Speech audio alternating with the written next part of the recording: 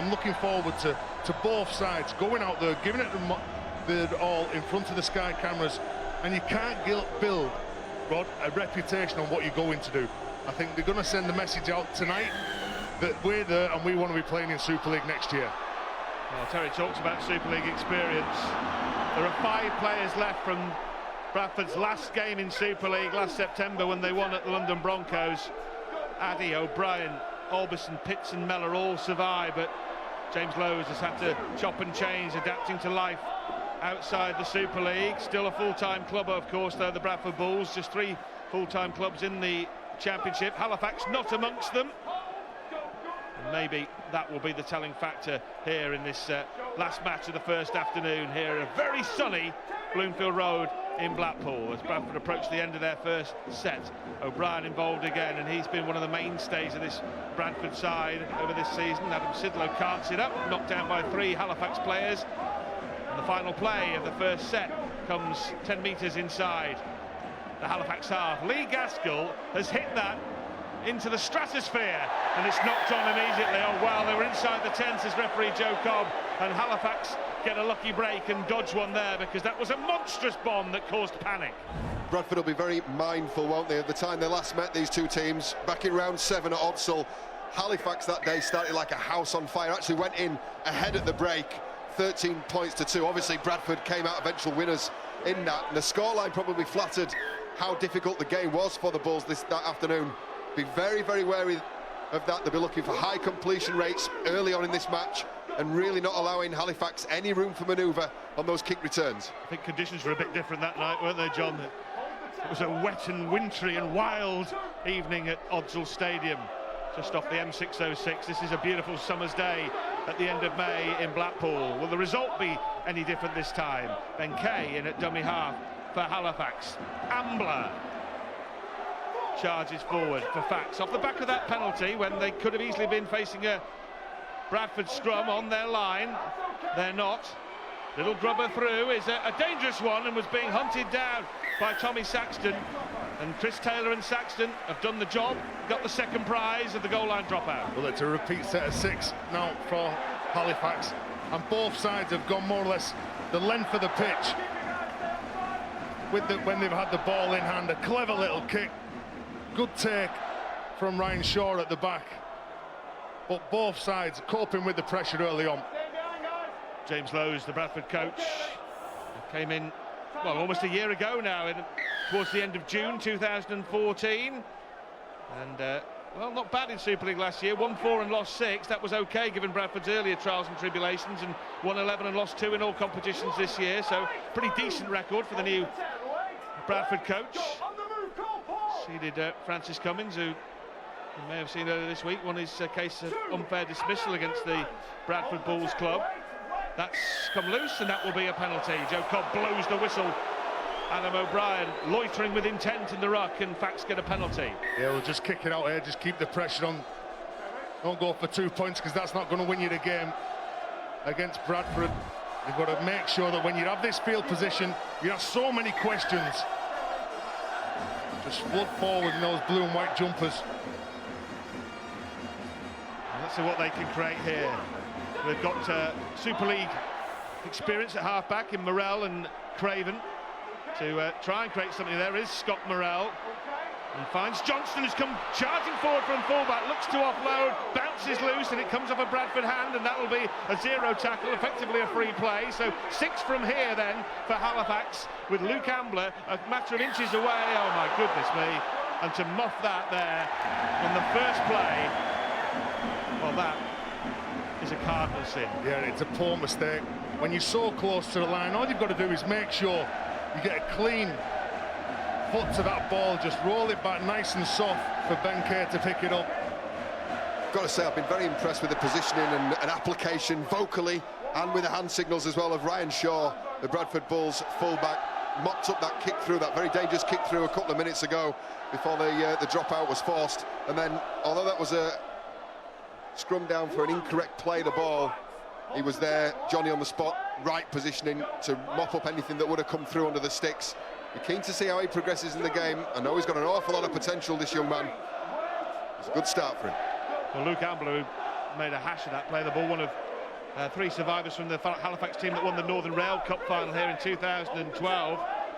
Ambler, Manning and Steve Tyra, who's one of the players banned today after that all-in Wild West saloon brawl against the Lee Centurions, and a few players paying the penalty via suspension for that. And Lee too will be short-handed of a couple of their stars for their game tomorrow against Featherstone Rovers, as Bradford enter the Halifax half for the second time this afternoon. And again it's Gaskell, this time prodding it forward straight into the arms of Ben Johnston, and the former Castleford Tiger mopped that one up pretty effortlessly. Well, Rob, 56 metres just carrying the ball forward. Both teams need to, when they make contact, win that collision, maybe turn the player on the back like Adam O'Brien's done on that occasion, but make sure you get off the line. You're trying hunting numbers, you hurt the opposition, and this is the area of the park where this is where you win games. Do the little things well in defence. Well, Bradford have scored plenty of points this season. It's not just been their defence that's got the job done. 440 points before today. Only Lee Centurions have scored more than that, and only Lee have a better defence. That's why Bradford are second and Lee are top. And that will drift dead, and that'll be a tap on the 20-metre line to the Bradford Bulls. Halifax will be pretty happy with that. They get the setup, as John was saying earlier. They led at Odsal 13-2 at half-time before going down 32-19 in that game. They haven't actually beaten any of the teams above them, though, John, and that's a big goal for Richard Marston and Halifax. No, they haven't, but I think Halifax possibly took more out of that game in terms of establishing themselves as a real force to be reckoned with in that league, and more than capable of mounting a challenge for that top 4 come the end of the season, or towards the midpoint of the season. Having said that, it's Bradford here that are, of the 2 teams, and Terry was talking about that battle in the middle for territory and slowing down and restricting meters. The Bulls certainly look the bright of the 2 sides at the moment. Alex Mellor, and again they get to the 40-metre line, but not much further than that. But this time they have a couple of tackles left in the bank. Gaskell aims to kick early, looking to really relaunch his own career, as well as Bradford Bulls. Well claimed that by Ben Johnston. Very good take. Wasn't it? The Irish international did very well. That time there was a lot of heavy traffic ready to mow him down, but he did well to keep his eye on the ball. That's a superb take. He started off over his shoulder, had to straighten up as the curve and turn on the ball that Gaskell executed. Superb take. That'll give him some confidence. Looks like he's hurt as well, slow to get up. Yeah, Lee Gaskell, ever present for Bradford. Not so long ago, he and Johnny Lomax were playing half-back for St Helens, and were being talked about as the England combination at half-back for many, many years ahead. It hasn't worked out in terms of Lomax, who switched to full-back, and Gaskell has disappeared almost totally off the radar, but he's had a great season this year for Bradford. But sometimes we're really guilty of that, aren't we, when we see a youngster come onto the scene as Richard Moore comes out of the line and pulls off a big shot. We're sometimes guilty of doing that, building up these youngsters and just not letting them mature as players. Well, he went out to Salford and then ended up in the centre at Salford, now back in the halves at standoff half, and started to control games, and so much so that been linked in the last few weeks with a possible move to Warrington. And what you'll see in this championship competition, you'll see a lot of youngsters that have played at Super League, that have been given the opportunity, played a handful of games, and a Super League club has made the decision when they're 18, 19 years of age, and that is no age at all. Lee Gaskell, 24. We saw another youngster there from Ben Johnston. We've seen fielding the ball well at fullback for Halifax. Left Cass in 2013, had just a couple of Super League appearances for Castleford, so maybe this will be a chance for him to step back up to the plate once more. Ben Kay we saw there. Morell dropping it off to Devorty, Ross Devorty, son of Gary Devorty, great servant of Halifax over the years. Dane Manning carts it up, and Halifax over the halfway line and just beyond as this set of 6 comes to a close. And this time they'll go aerial, and that is an end-over-end kick, which is by no means easy to feel, but is made to look very easy by Wasali, who takes it away over his own 20-metre line. Well, Danny Craven can kick with his left or his right foot. Very talented player, likes to take on the defensive line as well. So just watch out for him as the game goes on and the forwards start getting tired in the middle. Well, Craven's still a witness playing asset here at Halifax temporarily. We saw that in the last match with Gilmore, didn't we? Playing for London, a witness playing asset. So they've got some young talent that they're looking to develop elsewhere. Bradford Bulls, an aborted shift attempt. They're setting up for a shift inside their own half of the field. Some errors in communication, some kinks there in that attacking from deep mentality they're going to have to iron out. They're going to try and penetrate this Halifax defensive line. See, to get that communication going between Gaskell and Addy and Ryan Shaw, the fullback, not quite there just yet, but there's signs there that they're wanting to get to Halifax on the edge. Just couldn't get the communication between the ball players. Well, they're making Johnson get through a heck of a lot of work at fullback. Ben Kay comes scampering forward. Ambler shrugs off one or two challenges and crosses the halfway line for Halifax. In the last game they demolished Whitehaven, 60 points to 18. This is going to be a much tougher assignment, no question about that. Morrell prods one forward towards the sideline, and it will drift over the whitewash as Ryan Shaw watches it carefully into touch. Well, that's game management, isn't it, from Scott Morrell, the ex-Hull KR player. Just kicks the ball, drops it onto his foot, knows exactly where it's going. He just needs to control this side. Richard Marshall knows that he's got some very talented players within his side. Now they need to step up to the mark, because when you play against the likes of Bradford or Leigh, who are used to playing in big games every week, where people either come to your place or you go to those, you've got to switch on because everyone's trying to beat you. So you're used to playing at that intense level. Well, Morrell there was actually acting player coach at the end of last season after Carl Harrison left, before Richard Marshall took over. So he's kind of got a coach on the field for him there, Richard Marshall, which will be a help. He's certainly enjoying being his own man, having spent time working under the tutelage of Tony Smith as an assistant coach at the Warrington Wolves, and so enjoying that opportunity to make his own decisions. Well, Richard Marshall, he's obviously been given the job of taking Halifax to that next level, but you talked about Scott Morrell. Well, he's always been a leader, whether he's been at Hull KR as a youngster when he played against Widnes in the 2006 Cup final or the Championship final. He's always been a very good player. This is the spread we were talking about. They seem to have got it together, and look what it does to the edge defence, the left edge defence of Halifax. They're having to scramble and readjust, more torque, more energy, and here they go again. This time with Gaskell, another steepling bomb. It is as well, and it's into space this time. It's bisected the two at the back, the winger and the fullback, and they've done well there. Saltonstall, talking of Warrington, former Warrington winger James Saltonstall, the Halifax's leading try scorer, 11 this season, played in every game, did well. But when it's your job to kick the ball, what you've got to do is you've got to find space, and that's exactly what Lee Gaskell's doing. He's getting players chasing for that ball. He's very intelligent. He's a genius when he's kicking it. If you can move that back three, that opposition back three around, I mean, ideally the idea is to get in behind, find open space behind, but if you can move them around, make them communicate on the fly, put them out of the normal rhythm, normal way of working things on a kick return, then you're doing your job as an attacking kicker. Dane Manning takes it forward on the last tackle. He escaped a ban in midweek despite being found guilty by the disciplinary, and Halifax very relieved he was allowed to play with just a fine as Ruswali spills the ball. Now this is a free play for Halifax. It should be a try for Halifax as well. Well, that's maybe a penalty, as a high shot came in without a question on Chris Taylor. In any way, shape or form, they're going to get the ball back in some way, because it's going to be a knock-on from Bradford from that attempted offload from Chris Taylor. They'll get the scrum down. There's the original knock-on. They played on from that. It was a free play.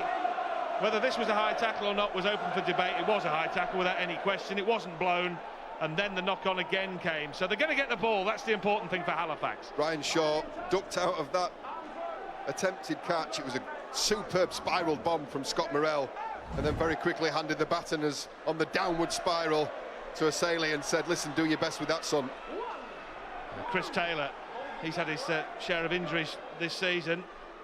Ex-Wigan, but back now, and they're pleased to have him back as well. Good stuff here from Fax, from Johnston again. Dangerous from fullback. He's been outstanding in defence so far, and now he's showing signs of life up at the other end of the field as Halifax look to post the first points. Morrell drops it back to the former Leeds Rhino, Ambler. Ambler has three men around him, including Pitson, O'Brien and Patel, and it's enough to stop him and slow the play the ball down quite considerably. Is it enough to stop Halifax scoring? Ben Heaton, very close. 10 tries for him this season. That looks scruffy, that looks scrappy.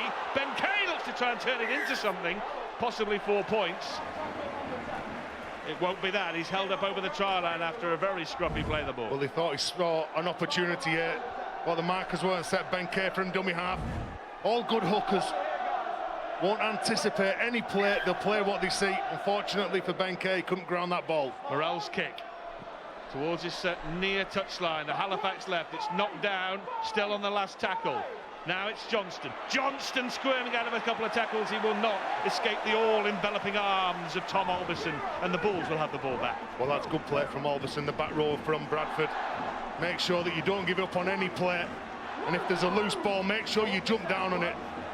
Your reaction has got to be better than your opponent's. Well, he's one of the longest-serving players, Tom Alberson. Made his debut for the Bulls in 2009 as an 18-year-old. This is his 100th game today, so he served his time. Oh dear me, it's an offload which was probably just about okay, but O'Brien wasn't in the wider weight club, and Halifax have got the ball back in a dangerous situation. Well, I think Rostavorti, the man who played that ball, he knocked the ball backwards, so it wasn't a knock-on, but he managed to get his hand in the way there, so he didn't go to O'Brien. And now a penalty, and now this time I wonder, with 16 minutes gone and the scoreline still levels you Devils, will they opt for a couple? No. Halifax, they're finding a real foothold in this game. Poor error really from Adam Sidlow in conceding the penalty, and this puts Halifax in the box position now. Well, one of the more senior players, Tommy Saxton, was saying go for 2 points. Yeah, well, they didn't, and Richard Marshall didn't get the message out if he wanted to go for 2, because the ball was already in touch. Let's see what the result of this is. Ambler, like a runaway trot, close to the line, and Kay cannot get that ball down. It was ripped out as he attempted to score. Now this is going to be an interesting decision for Robert Hicks and Tom Crashley, the video refs. The ball was ripped out in the tackle. Can't be a penalty try, but could be a penalty for ball stealing in the act of scoring, possibly. How do you read it, Terry? Well, this is the second occasion, isn't it, that Kay goes over the line. A one-on-one strip, is it? In the act of scoring? No, I think Gaskell's involved there in the tackle as well at some stage. I'd be surprised if this wasn't a penalty to Halifax, because that to me looks like the ball has been stripped. Let's see where Gaskell was here. Yeah, he's in the tackle there. The ball, yep, he's got the ball. He's got his hands on the ball, should I say, Adam O'Brien. I'd be fully expecting a penalty here to Halifax, and if they've spurned the opportunity for 2 points once before, they'll hope they can vindicate that decision and use this next opportunity to get some points on the board. Rob Hicks, the video referee, telling us no try and saying that he was held up. Wow. Saying held up. Well, they're certainly backing themselves here, Halifax. They've had 2 chances of going for the 2 points. They've chose to run it. Can they score here? Well, maybe they can, and Ambler is getting through a ton of work here, an absolute chunk of work, as he carts it up to the try line once more. This is the final tackle, though, in this sequence. Halifax bossing things in terms of territory at the moment. Morel prods one forward, and he's got too much on it, too much meat on the ball, and Bradford survive. But I tell you what, Halifax are really taking it to them early doors, aren't they? Yeah, of course they will. You wouldn't expect anything other than that, because they're playing against Bradford.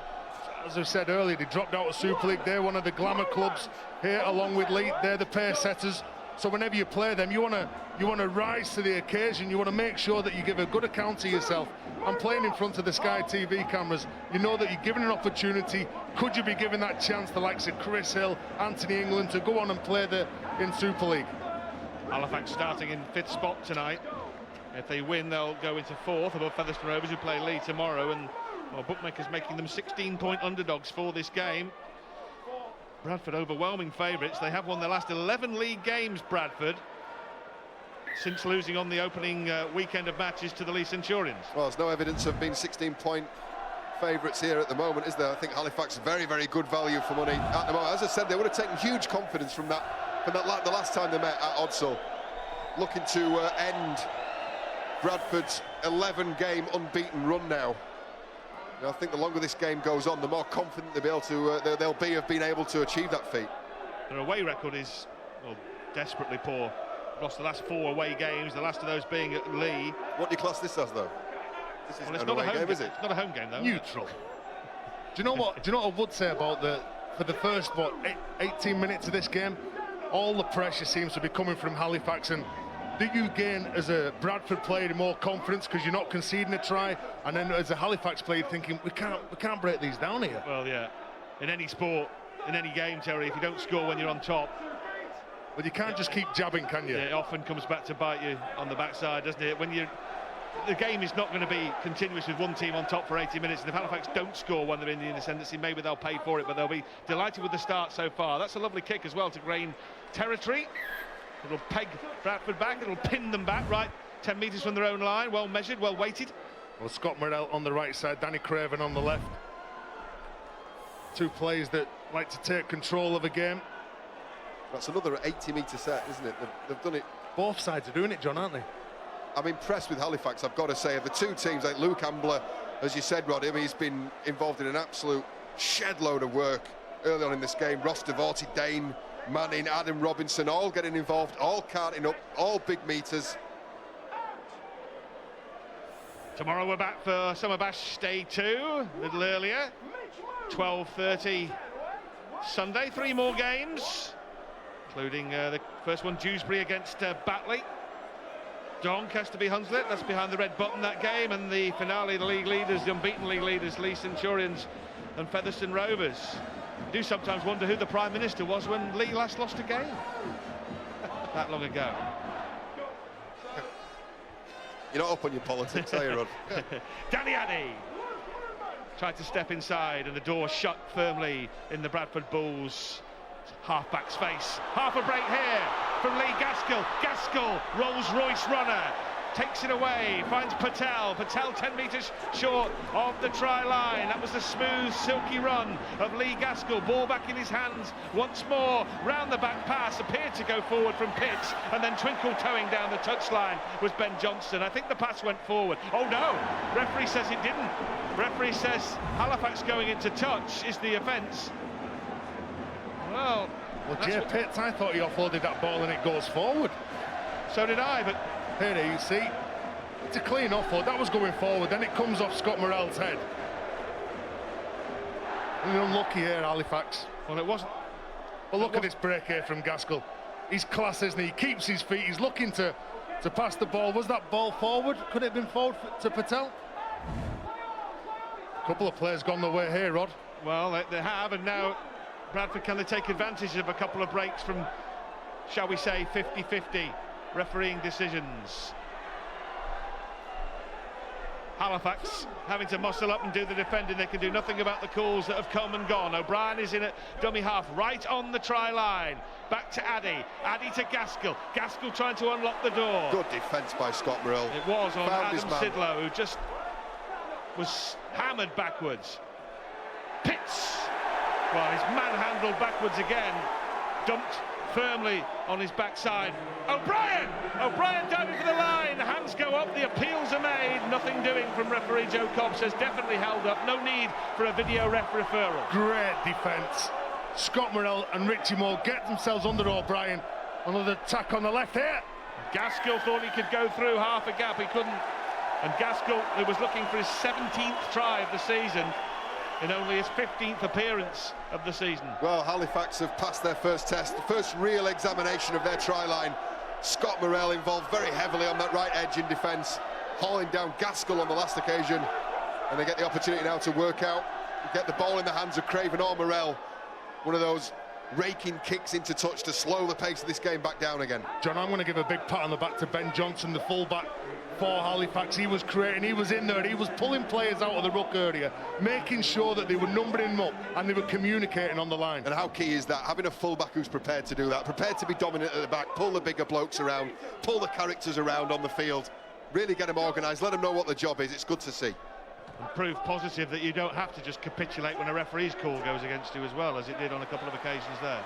You can't do that. You can't feel sorry for yourself. If calls go against you, you will get some calls during the game, during the season, that go for you as well. You just got to get on with it, Rod.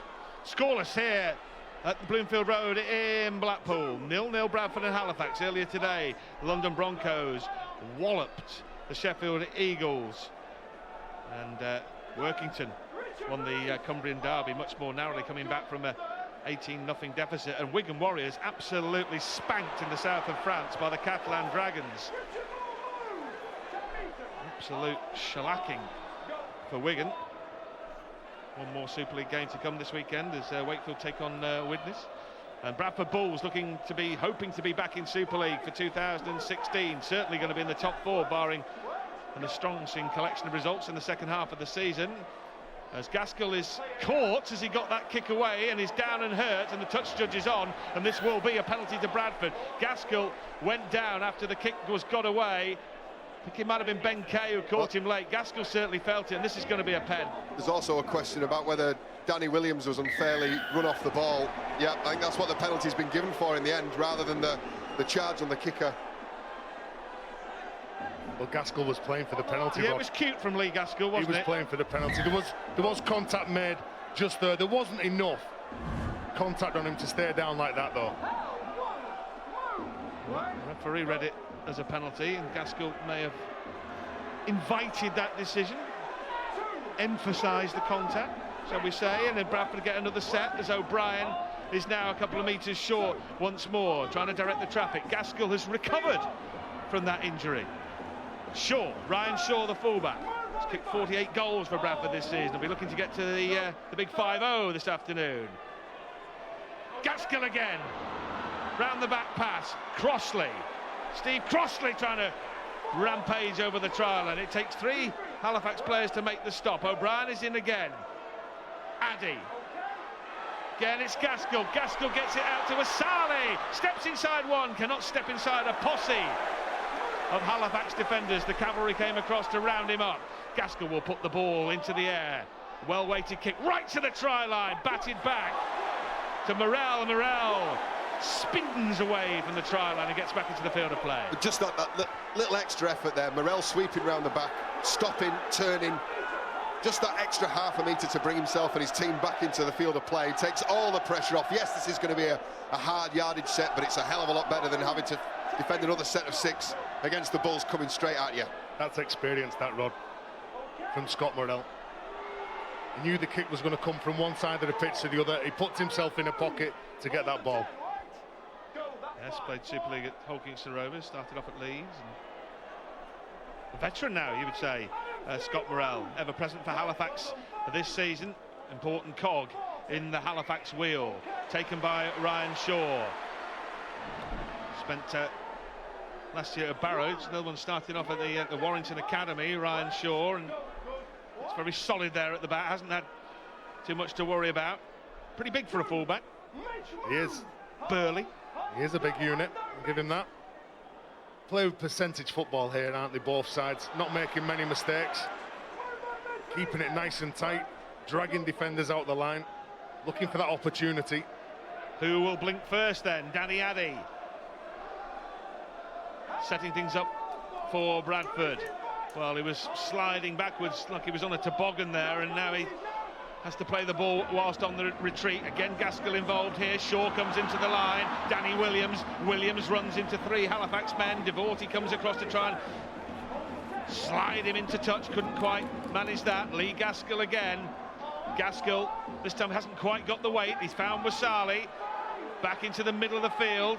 Addy runs straight into Chris Taylor. They keep it alive. Crossley now, the prop forward, putting one forward. That may not have been in the game plan, not in the script. That wasn't in the playbook. Well, I've never seen that in his kickback before.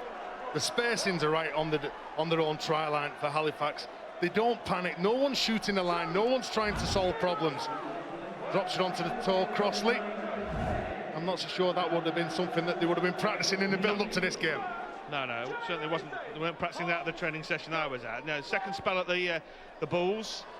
Came back from Castleford. Had an injury which kept him out of the team for a few weeks. Back today, Steve Crossley. Come Halifax. Morel prodding it forward again, looking to go deep back onto that Bulls try line. Ryan Shaw, not much running room there for the Bradford Bulls fullback as he's corralled, and we move into the final 13 minutes of this first half without a point being scored here at Bloomfield Road. Not many scoreless halves to the pound. Richie Moore. He comes out, he must have been a C or D defender, cuts across a couple of his teammates. How do you like it? How do you like it? More! Richard Moore has been around a while. 34 years old, Terry. Must feel that you want to get the boots back on when you see him rumbling around the paddock. Absolutely not a chance. Marvellous. Gaskell pokes that towards the corner. I tell you what, it is noticeable. Gaskell is playing in a dinner jacket this afternoon, isn't he? He's got so much time, and that's the difference of the pressure at Super League. When you're playing at a top championship club, he's going to have more time because his forwards are giving him more go forward and more space, John. We always knew he had a great kicking game as well. He doesn't necessarily need the time that the Bradford pack's given him. What it is, it's patient and it's considered and it's organised, and it is keeping Halifax, who are looking very, very dangerous. I must say, it's keeping them at the right end of the field. You know, as this game wears on, though, Bradford have got another issue. You never, no matter how patient and considered your kicking game is to put it into a corner, they're going to have to score some points at some point. And so far, I'm not seeing an awful lot of evidence that Halifax are going to have any real obvious weaknesses in that defensive line. They look very organised themselves. Sun just beginning to set beside the seaside. Lovely, isn't it, Terry? Lovely evening. It's Divorti, Ross Divorti. Jay Pitts drags him down. Luaki, former Hull and Wigan man, out there in jersey number 31, dropping down a division. Be a menace at this level. It's not bad, is it, when you can have a former New Zealand international on the bench along with a former French international in Jean-Philippe Bale. Yeah, Army Luaki. Jean-Philippe Bale, as you mentioned, on the bench. Mendeka just signed from Featherstone, also on the substitutes bench, and Steve Crosty as well. Strong bench for Halifax. Danny Addy. Now Bradford are starting to get a little bit of purchase. Great run from Danny Williams, create a spark and an offload and a quick play the ball. Here's Luaki. Well, this is when he can be very dangerous. When the clock ticks round to the half hour, you would expect Luaki, with the petrol tank absolutely full, running at defenders who may be with the dial getting close to the red zone, starting to think, we don't need him running at me, thanks. And Luaki could be literally like a bull. Well, there's his second carry of the set. And he's obviously going to attract defenders because he's so big. He's got good footwork at the line, and he's got a very good offload as well. Here we see the kick again. The dancing feet of Danny Addy, prodding for the corner. To go back onto what would naturally have been his left foot, still had to kick it with his right, being his kicking foot, and he perhaps didn't get the accuracy that he was looking for, and Halifax can start this set on the 20-metre line or so. That's a good effort from Tommy Saxton. Sorry, Rod. It's a good effort from James Saltonstall as well. The kick return, the right winger. He made 10 metres infield just to improve the angle to the start of that set. You get caught in a corner as an outside back, you really invite the opposition defence to ramp in. And we saw a couple of examples with the Halifax player Moore coming in, cutting across defenders when he had people in the corner. That run prevented the same happening from that Bradford pack. Kick is too long, kick is too deep, kick is too strong, and Danny Craven scratches his head, and Bradford will start again on the 20-metre line. Well, kicking on the fourth plate, Danny Craven, there was too much weight on it. A couple of bounces straight out to the field of play. Just wanting to hold that ball up there. Sometimes some teams use that ploy. Let's get it out of the pitch. Let's make sure we slow the game down. But I think Halifax just need to play the game at a decent speed, but keep it down there. Well, 9 minutes away, Halifax, from keeping Bradford trialists for the second straight game this season. There's been a lot of talk about the full-time nature of teams like Bradford being an advantage. And I think Richard Marshall accepts that over a season it's an advantage. Maybe not on one afternoon, though. It's just that season-long extra practice, extra training, extra weights, isn't it? There's all that, but there's also the extra recovery as well, and you can go in there after you've been belted around on a Sunday, and you can get your massage. You make sure you can recover for the next game. Gaskell again, with the cultured right foot, drifting one into touch on the far side of the field. Well, you can see the disappointment in his face. He wanted to keep that in the field of play. He didn't want to buy any more time. He didn't want both sides to just get that extra breath here now.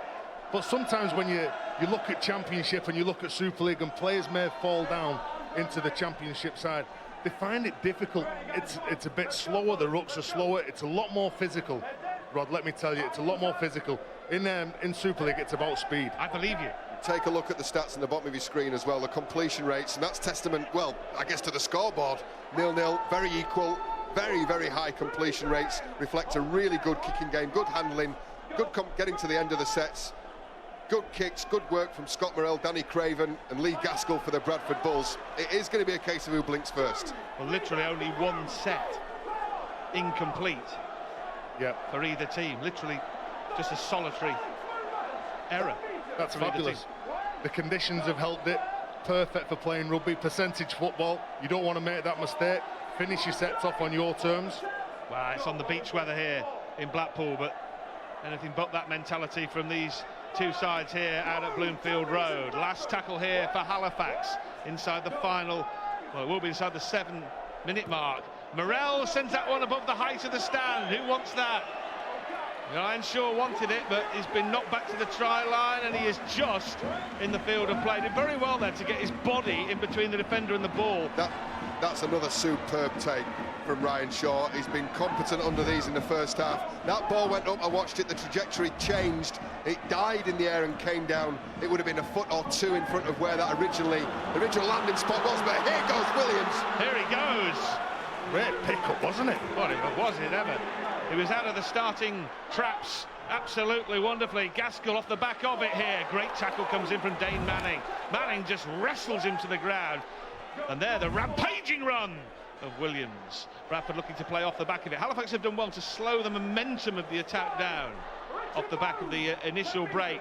It was the tackle really of Manning on Gaskell that slowed things down. Gaskell back in action with Shaw coming onto the ball. Not held and scores. Squirmed out of a tackle, got free from the initial attempt to drag him down, Ryan Shaw, and he gets his 10th try of the season and finally breaks the deadlock here in Blackpool for the Bradford Bulls. Well, they needed some spark, they needed some energy, and it was that man, Ryan Shaw, who scores the try. But what about this pick-up here from Adam Henry? Absolutely incredible. He doesn't panic, he finds a bit of time, he gets up, plays the ball as quick as he can. Lee Gaskell at the line, turns it back inside, and it was a quality finish, a quality play. Both sides have been absolutely going hammer and tongue at each other, but Shaw, he has the urgency, he knows he's not tackled, then he scores the opening try. Fabulous work. Well, a long time coming, John, but it was well worth the wait, wasn't it? Yeah, it was, and apologies to Adam Henry, it wasn't Danny Williams. They've both got a very similar running style. Big, powerful, bullocking runs. Henry sprinted 40-50 metres and set that up. They've been working that inside ball. Both Danny Addy and Lee Gaskell have been looking for Ryan Shaw throughout this first half, and the Halifax defence have finally got caught.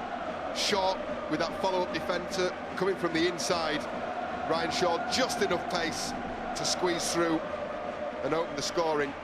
It's been an enthralling first half, I've got to say. Really high quality stuff. Well, Shaw looking to turn his own 4 into 6. And it would be his 49th goal of the year, and would take Bradford further clear after a real gruelling first half, where they've gone toe-to-toe with Halifax and have eventually broken their opponent's resistance very close to half-time. Good time to score for James Lowes and the Bulls. They'll be happy with that, James Lowes and Lee Gaskell. When you go at the line, you've got to drag defenders, you've got to pull them out the line, you've got to create the opportunity. And you can see he goes straight, he gets a couple of defenders interested. Ryan Shaw pushing up really, really hard. And his effort's been rewarded there. That's collected by Addy. Now Harmy Loaki, not afraid to go like a bowling ball into the skittles. 10 metres away from his own line as Moore and Ryan Manili make the tackle. Manili, who started at hooker in the last match, this time coming off the bench to replace Ben Kay and give him a spell on the sidelines with 4 minutes to go in this first half. So Bradford have finally made the breakthrough as they look to go level on points with the Lee Centurions, who they play again, incidentally, in July. And Halifax is their last match. Halifax away, Bradford in the first 23 rounds of the competition before it splits into the 3 lots of 8. And Bradford would definitely be in the middle 8, looking to regain their Super League status. Halifax hope to be, but at the moment look odds against to do so. Some good teams fighting out for them 4 places, isn't there, in this championship? We'll see all the teams on shore. We've seen some of them today, we'll see the rest of them tomorrow. Well, London's win over Sheffield, and big win over Sheffield, has really opened it up a little bit, because it's concertina the division up between 3rd and 6th. You'd say it will be any 2 out of Sheffield, Featherstone, Halifax, maybe Dewsbury and London. that would join Bradford and Lee. I think Bradford and Lee are an absolute lock, aren't they, to qualify. I don't think anyone's saying they won't be in the top 4 come the end of 23 rounds. And then Wakefield plus 3 others coming down to join them. And that really is a bun fight to avoid the guillotine from the Super League, as Chris Taylor goes crabbing across the field, and the referee says, you were tackled, you carried on, man, it's a penalty. Well, the panic set in from Halifax. The defensive line, nobody's jumped the line at all from Bradford, and you can see that the tackle was affected. Then obviously Joe Cobb saying that you've got to make sure you stand up, you play the ball. You didn't do that, that's why I'm giving the penalty against you. Chris Taylor forced back on the inside. Every pass, all the running lines on that attacking play from right to left from Halifax, all taking up and eating up each other's space to run in the channels. He's forced back on the inside, crabs across, nearly gives away a couple of obstruction penalties as well. Joe Cobb wisely played on, and then forcing the pass as well from the floor, Chris Taylor. Bradford, once again, this is looking a little easier for them now, isn't it? Thanks to the man who just passed the ball there. Gaskell into space. Shaw dancing away, looking for support, and he's got it, and it's a try. And Bradford have doubled their lead, or they will have done after the conversion. Ryan Shaw setting up a try for Adrian Patel.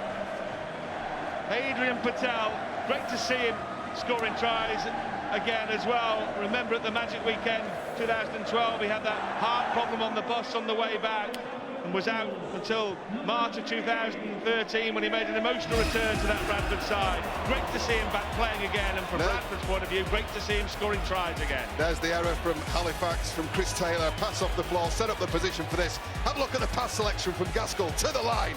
Cut out ball, Shaw through the hole. And then Purtell on his left hip to finish off. And that's a double strike now from Bradford. The complexion of this game has changed. Beautiful soft hands. Puts Shaw through the hole, straightens up, takes on Johnson, the fullback, and then gets the call from Purtell over the shoulder. Beautiful pass. Beautiful pass. Worth the admission money alone. You haven't paid to get in, John. Patel then with his 9th try of the season. Ryan Shaw looking to make it a nifty 50 in terms of goals. He got his 10th try of the season, 34 minutes. So they really have hit Halifax with the old 1-2 just before half-time. A half that looked for long periods like it would be completely scoreless. Not literally pointless, but Bradford now are going to go up by a dozen if Shaw can stroke this over. And that is no bother. And Bradford up by a dozen as the first half comes towards its conclusion, and Halifax will feel that's pretty rough on the way they played in the first half. Well, Rod, you've got to believe you can beat teams that are ahead of you and the league ladder. And if Ben Heaton looks back at his effort on that tackle, and he'll be very disappointed. We've credited what they've done when they'd be defending the try line, but on that occasion it was far too easy. Well, that kickoff came perilously close from going straight out on the full, which would allow Bradford a shot at goal perhaps. As it was, it stayed just in play, and Bradford were able to run down the clock for the final couple of seconds. So Bradford, with 2 late tries from Shaw and Patel, have taken command of this tie. They lead 12-0. Yeah, the best 40 minutes we've seen so far in this championship summer bash. And Bradford, well, they weathered the storm, they held everything that Halifax could throw at them, and then in the last 10 minutes they struck with the 2 tries. 12-0 to the Bradford Bulls.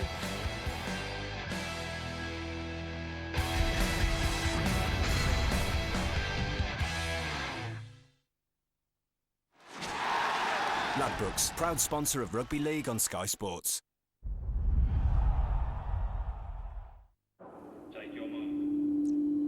We're the little bit furthers, the stay a little longers.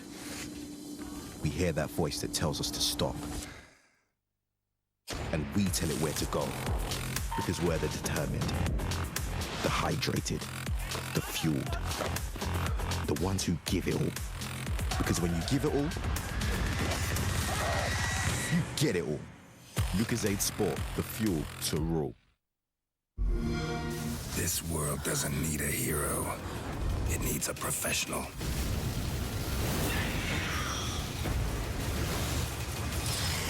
The Witcher Wild Hunt. Out now. Peggy 18. Xbox One now starting at $299.99. Get set for free vouchers. £10 when you spend £100 or £5 when you spend £50. Go Argos. With Sky Broadband Unlimited, it's just a 12-month contract. Unlimited broadband that's also super reliable. Switching to Sky is easy with our dedicated Switch Squad. And you can join for £3.75 a month. Now there's a reason to party. Call 08442 410 240 or search Sky Broadband. Sky. Believe in better. What are you good at? My husband would say not listening. But no, seriously, ask yourself, what are you really good at? Because one way I've learned to save money online, and something we can all do, is to swap something we're good at with something someone else is good at. You could swap singing lessons for cleaning, a dance class for gardening, even decorating for mountaineering. I'd love to learn to drive. Did I mention I was good at tiling? We could all be better off online. Ask a Barclays Digital Eagle for more tips.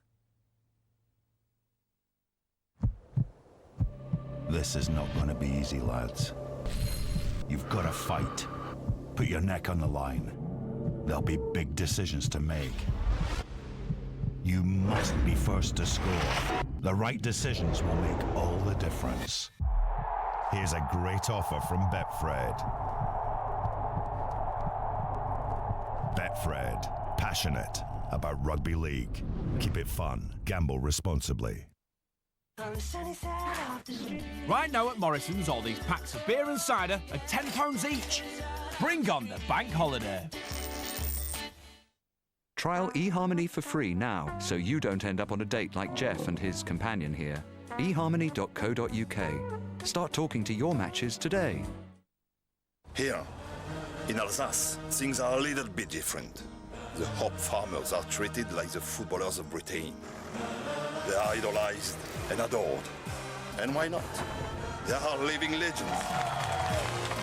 They are the men that grow the noble hops, that make Cronenbourg a taste supreme. Excusez-moi? Yes.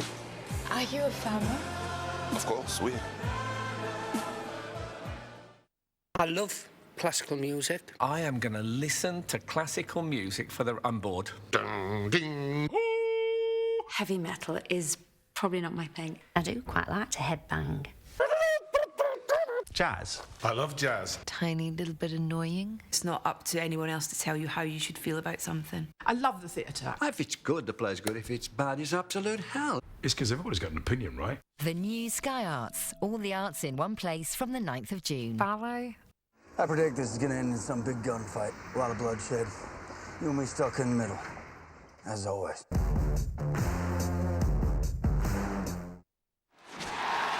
Ladbrokes, proud sponsor of Rugby League on Sky Sports.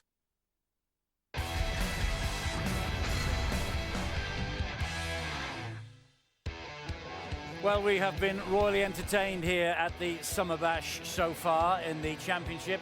And I think that despite all the entertainment we've had previously, we've just seen the best 40 minutes of the day so far. Bradford Bulls 12, Halifax 0, a try for Shaw and Patel, 2 goals from Ryan Shaw. Super game, John Keir. Outstanding, yeah, it's a very high standard, and at first Halifax were dominated. They'd got lots of possession, lots of field position, and it was only some tremendous last-ditch and online defence from the Bradford Bulls that prevented the Halifax side from scoring. Twice Ben Kay was held up with some desperate online defence. And then it came to the other side then as well. A bit of a shift of momentum, but the same thing happened there where Adam O'Brien was held up. And then this really, I felt, was where the game changed. The momentum really changed. That's a great carry there from Adam Henry. And that got them going forward. They showed great composure, and he just attracted defending to him, did Lee Gaskill. and there's composure again from Ryan Shaw. Didn't panic when he was brought down, regained his feet and scored. And then once again, it was the Gaskell-Shaw combination that released Ryan Shaw. And again, composure, looking round for support. The support came there from Adrian Patel. And that's been a tremendous 40 minutes of rugby league. The standard's been very, very high indeed. Yes, excellent stuff from Bradford. Halifax here in numbers as well, but if you look behind the post that Bradford were defending in that first half, well, they really are a Super League club. There are thousands of people here, and they've had the most supporters by a long, long way. Richard Marshall frustrated. Jimmy Lowes must be delighted, though. Bradford ahead at half-time.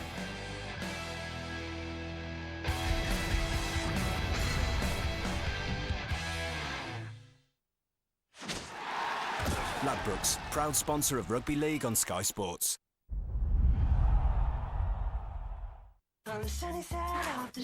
Right now at Morrison's, all these packs of beer and cider are £10 each. Bring on the bank holiday.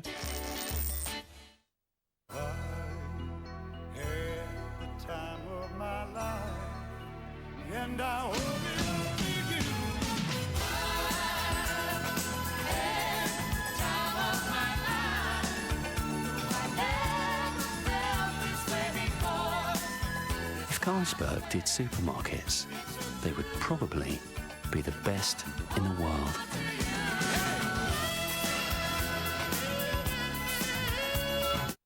People think the internet has to be quick, quick, quick. But patience is a very good thing online. Here's a tip that I learned that could help you too. When you see something you like, just put it in your basket and then wait. Don't click buy. Because sometimes the retailer might send you an email saying, well, hello, Miss Bridget. We noticed you were interested in so-and-so. Here's a voucher for 10% off if you buy it now. Well, thank you, Mr. Retailer. I shall now click buy. We could all be better off online. Ask a Barclays Digital Eagle for more tips. That's it. Get rid of the invisible car. Dave thinks it's easier if we simply communicate that we don't have any hidden fees. Visit quickquid.co.uk for more information. Papa John is not interested in quality. He's obsessed with it. Because Papa John's a pizza maker. It's what he does. That's why you've got Papa's Quality Guarantee, signed by the man himself. Love your pizza, or we'll deliver another absolutely free. It's my guarantee. Better ingredients, better pizza, Papa John's. And right now, get a third off your order. This Sunday, the Harvey's Blue Cross sale is even bigger, with one-day-only deals. Like this large comfy corner group, just $7.99. This extending wood dining table now with 6 chairs, only $5.99. Or this 3-seater recliner, now $3.99. All available with up to 4 years interest-free credit. Don't miss the Blue Cross sale plus one-day-only deals this Sunday at Harvey's.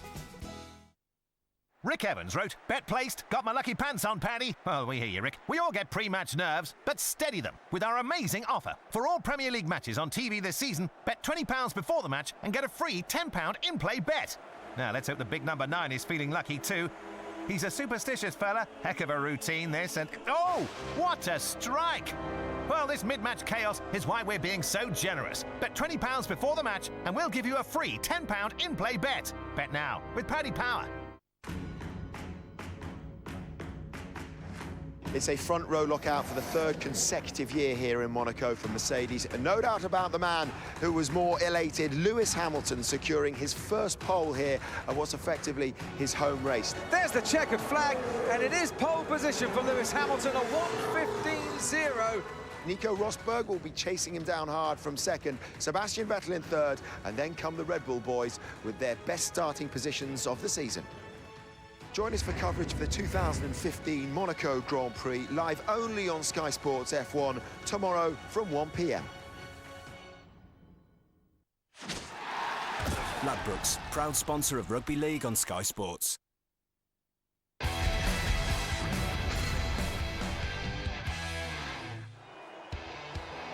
Players emerging and out for the start of the second half. Bradford Bulls ahead by 12 points to 0 against Halifax here in the final match of the first day of the Championship Summer Bash in Blackpool. And as the sun sets behind the stand on the far side, let's rejoin our commentary team. Terry O'Connor, John Wells, and the man who, with his sunshades on now, looking like one of the Blues Brothers, it's Rod Studd. Well, I tell you what, Eddie, a cloudless blue sky, the sun out there, and the company of John Wells and Terry O'Connor. Who could wish for more? Who could wish for more? Halifax wished for more points in the second half. They trail 0-12 after those 2 late tries from Ryan Shaw and Adrian Patel in the closing 6 minutes of that first half. Can they come back, Halifax, Terry O'Connor? Can they? Well, it's a very good question. They've had the field position, they've just not created enough chances. You can see they make good meters going forward. They have people pushing up in support. There's good shape that they have. Scott Morrell choosing to go short side here. They just need to ask more questions when they get near the try line. When your completion rates are so high as well, and there've been so few errors in that first 40 minutes, all it does is it amplifies when you do make an error, how important that is to your side. And you look back at that pass off the floor from Chris Taylor, looked fairly innocuous at the time, and that ended up being the subsequent score for the Bradford Bulls and a really different complexion. Oh. Well, he's just been hit by a truck. Oh, he's split. Oh, he's in a bad way. He has just been absolutely levelled by Luke Ambler, and it's really a question of where the contact was, to be honest, because the collision was horrendous, Ryan Shaw, and it's just where he was hit. Well, you can see straight away he's hit. It's a clash I think it's a clash of heads, though, Rod. It's a clash of heads. It was Dickinson who made the tackle. Tyler Dickinson, who's on loan from Huddersfield. Well, that's a legitimate shot, I think, for me. Yeah, I agree with John. There's nothing wrong with that. The only problem is the clash of heads. And they're both open as well. Joe Cobb's the referee. Robert Hicks is the video referee, and they'll be having a conversation, or at least it'll be probably a one-way conversation with Robert Hicks having a look at a video and maybe giving Joe Cobb some advice about what happened, because it happened so quickly in a split-second collision. Very difficult for a referee out there to make any kind of judgment. Well, that's just a full-blooded, committed challenge. There's nothing wrong with that. It looks bad, doesn't it? Yeah. Well, that's your view, John. We'll see what the view is from the officials on the field, but horrendous clash. And James Lowe's has got a little bit of thinking to do here to work out what he's going to do, because Ryan Shaw, at the very least here, is going to have to come off for a concussion check under the new protocol. He can't stay on the field without having been properly checked out. I don't think it's the concussion, I think it's just the blood. But they will have to check it, because a clash of heads like that, there's clearly a possibility of some kind of concussion, and nobody wants to take any risks anymore. Well, if he says he's okay and the doctor's happy with him, with his response, just because you've been knocked to the ground and there's blood coming out doesn't mean you concussed. No, I'm fully aware of that, but it's going to have to be checked. Joe Cobb, Ryan Shaw's leaving the field nursing a badly cut face, just left him with the epithet. That was a fair challenge. Challenge that, get on with it. Do you know what, Rod? It's a lonely place, isn't it? When you're fullback or you're a wing, John, you might be able to explain this. When that ball's coming down, you can see someone in your eye line. What's going through your mind? It's the most difficult thing in the world to keep your eye on the ball when you know what's thundering at you, and the more times you look at that, it's a wonder you would ever put your hand up to play in the fullback position underneath that sort of... Well, it's a good point you're making there, John, because in and amongst all that, he actually held on to the football. Yeah, well, that's it. There you go, and that's the ultimate. That's the ultimate test of whether he's done his job or not. He's walking off with a cut face, and he's made a massive contribution in the first half. I hope we get to see more of him. I think he's as I say, I think a fantastic player. Well, he looks like he really got in the middle of Pacquiao and Mayweather, hasn't he? And inadvertently ended up with one on the hooter, and well, let's hope he's okay. He'll go off for a check. And he's done exceptionally well. He's had a great game, Ryan Shaw, also, hasn't he? Trying 2 goals. Now the ball is spilled by Bradford in and amongst the kerfuffle off the back of that incident. Well, there you go, Ryan Shaw, all the hard work, Rod. He's the one who saves the ball. He's trying to play the ball as quick as he can, Jay Pitts. The referee, Joe Cobb, saying it's a mistake. Just to emphasise there, it's the ball carrier's responsibility there to retain control, execute the play, and restart play correctly. Yes, there were Halifax players there. I don't think they were attempting to slow that down, and it gives Halifax a chance now. Well, he's still walking forward. He's not set the mark, has he? That's what's made it difficult for Jay Pitts to play the ball correctly. And Halifax off the back of the scrum win, as expected, start moving forward once more. They badly need the first score of this second half, which is 2 minutes old, and Bradford still nursing their half-time advantage of 12 points in this game as they look for a 12th consecutive championship win. In amongst that, they did lose in the cup, having rattled the cage of Hull Kingston Rovers before losing. This is Barber, Ed Barber, taking the ball forward. Heaton is close to the line. Can he spin and ground the ball, or is it smothered? Has he got it down? Decision for the video referee. I'll tell you what, if this try is given, go back to the pass from Scott Morrell. Called the play, over-called the play from the play the ball, and then found a superb pass to Ben Heaton. Well, it was Heaton who spun clearly over the try line. It was a question whether Gaskell could smother it. Referee on the field called a try, and I think it probably is. It is, in fact. It definitely is. Forget probably, it is a try. I'd like to see it from the other side. See, first of all, did Gaskell pull the ball away? Did he lose the ball, and then did he regather the ball? Well, the referee isn't interested in debating the issue. Rob Hicks had seen enough. It is a try, and Ben Heaton has turned the heat on the Bradford Bulls. We've waxed lyrical about Lee Gaskell's ability with ball in hand going to the line in the first half. Have a look at this. Scott Morrell calls the play, gets hit off the ball. We've seen this better from a different angle. That's just to confirm the grounding. Not too much wrong with that, I don't think. You can't take a try away from that. Look at this for a pass. That's superb. Superb. And took a shot for his troubles as well. Well, Steve Tyra, pretty much Halifax's first choice goal kicker, but he banned. So Morrell, who's fairly useful with the boot, but that isn't on a target. And a couple of points go begging for Halifax. They still trail by 8 at 12-4. And they needed that try, Rod.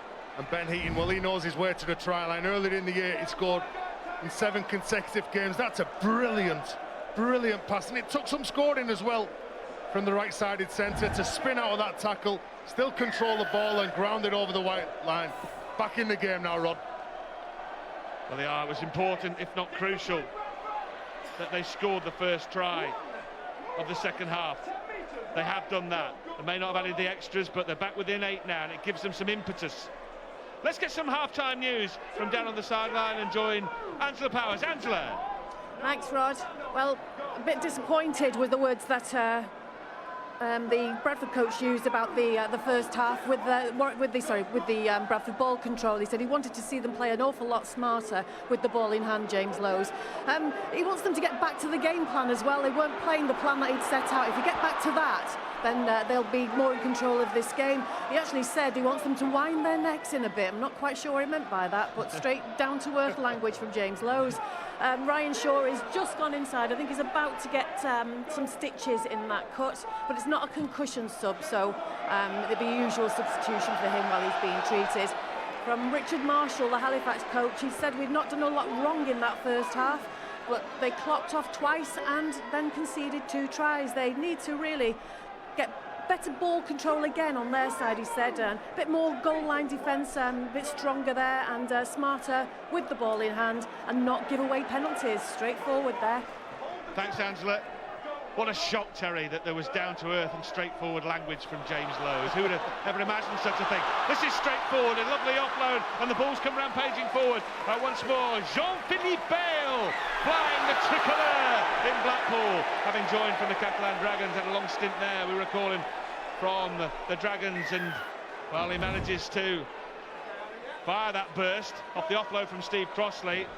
Get a penalty to go Bradford's way. Hami Lowacki carts it forward. Great offload there and a great run by Bale, and in an attempt to get a quick play of the ball, the penalty awarded to Bradford. Useful stuff, considering that they've been on the back foot for most of this second period. Now here's Albison, Tom Albison, to within 10. It would be a good time for the Bulls to strike back. Gaskell, the silky smooth Gaskell, has got over the line. He'll do well to get that down. Has he got it down? Lee Gaskell, he thinks he's got it down for his 17th try of 2015. No try offered on the field from Joe Cobb. Is it a try though, Terry O'Connor? I'm not sure.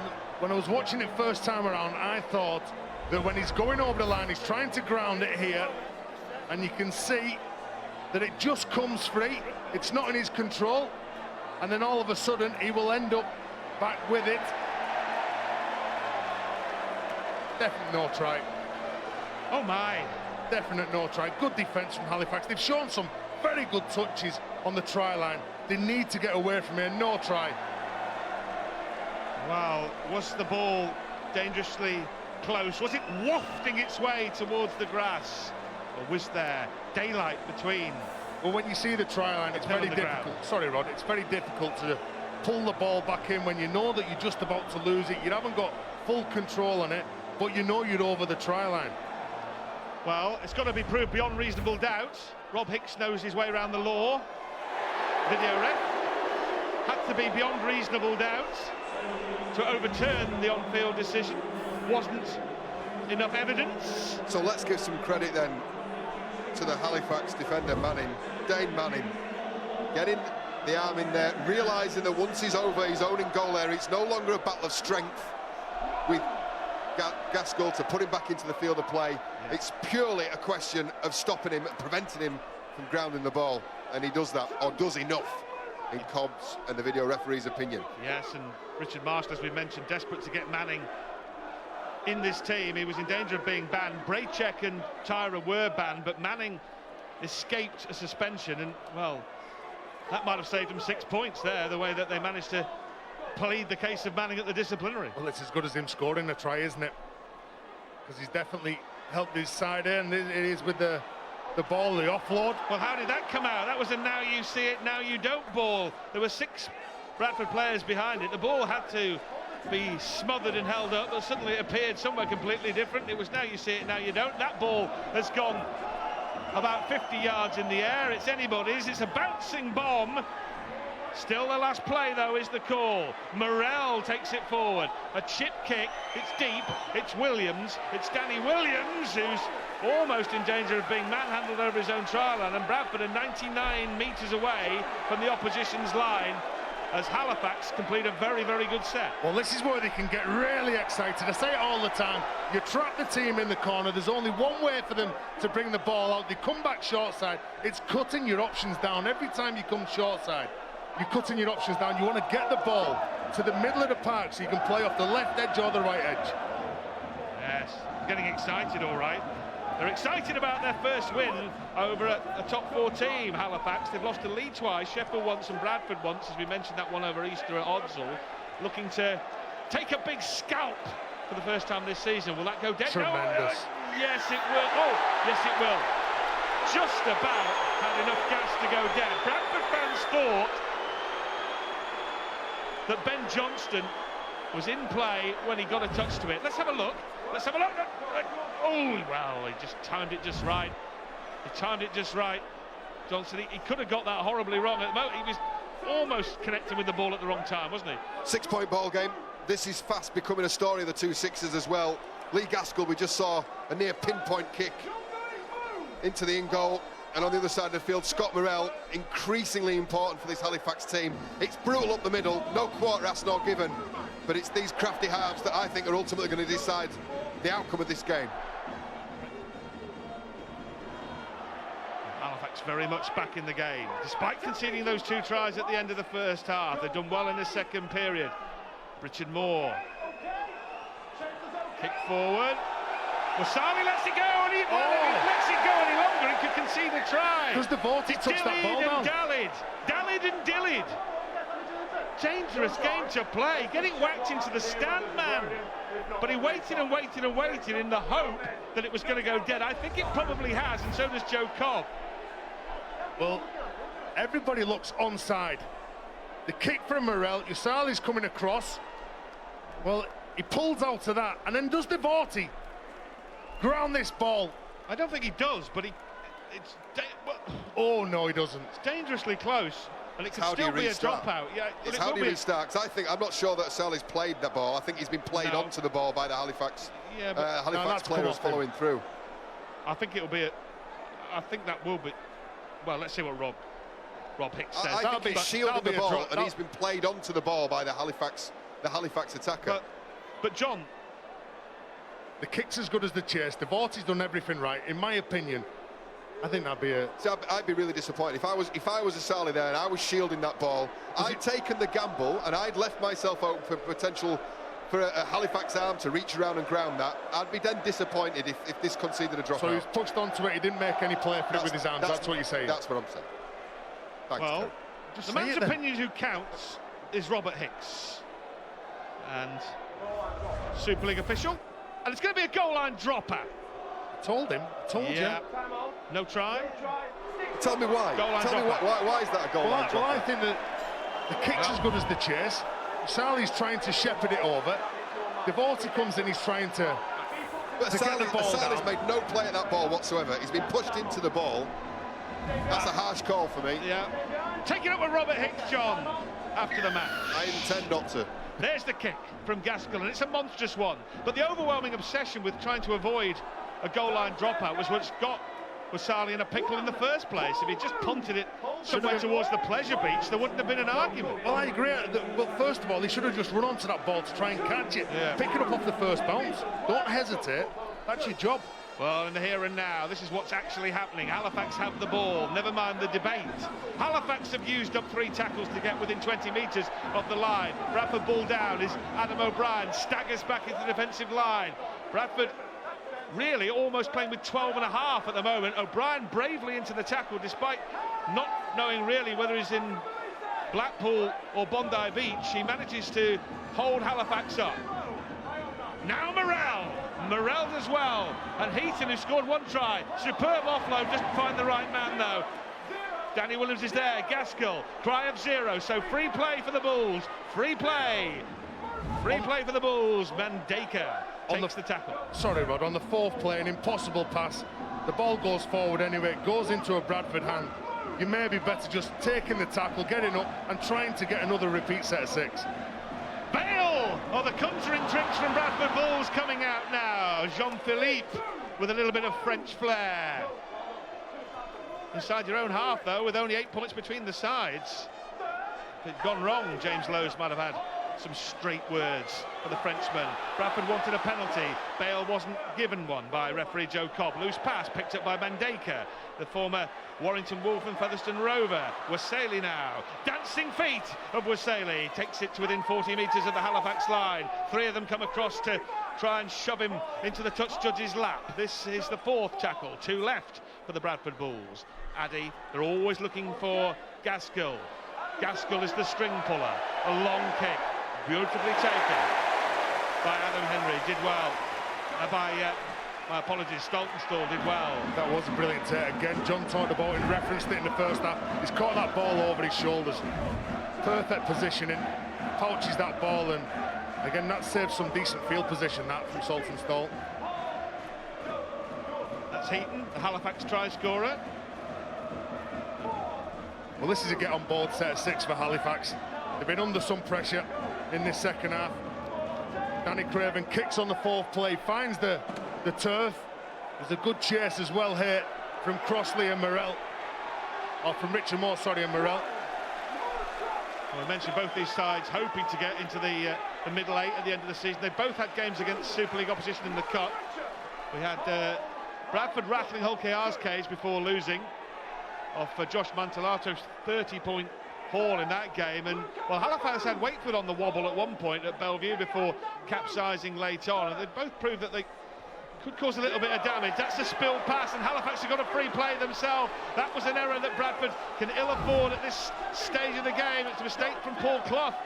And that's been coming, hasn't it, Rod? That increasing willingness, or I guess they feel they have to start playing in their own half. I don't know why. They're still 8 points to the good.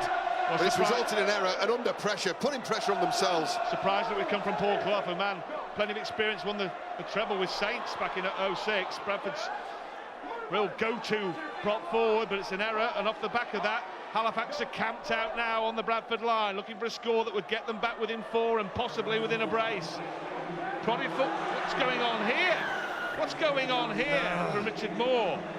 No, third play, Richard Moore doesn't need to kick that ball. Talented play, but I'd like to see him just tuck the ball under his wing, run as hard as he can, try and get a quick play of the ball, or try and offload the ball, not kick it. Well, talented player, talented singer. I've seen him improvising on the stage now and again at testimonial nights, but you don't want to be improvising there, Terry, do you? I'd rather Scott Morell or Danny Craven kick the ball close to the line. It's an individual play. He's played that for himself. Nobody else was aware that kick was coming in. That's called a brain explosion.